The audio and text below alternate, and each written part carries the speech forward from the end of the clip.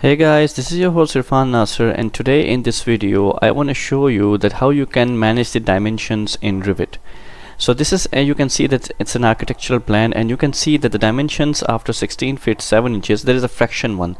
So I don't want this fraction dimensions in it, and I want it to be a straight 16 feet 7 inches, not the half 1 by 2 inches. For that one you have to go to the left hand side here, click on the edit type in the properties section, and you have to scroll down until you see units format on the primary units.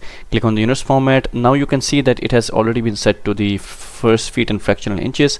The only thing that you have to do is you have to click on to the nearest 6 inches. Now when you click on the nearest 6 inches and you click on OK, click on apply, or you can click directly on OK, and you can see that the dimensions has been set to 16 feet 6 inches. There isn't any fraction available.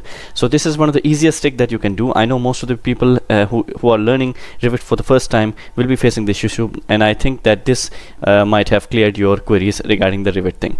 So that's about it, and thank you very much for watching. And if you like more videos like this where I cover different softwares, I provide you tips and tricks, do follow me in this channel. I'll be uploading more videos soon. Thank you very much for watching, and I see you guys in the next one. Peace.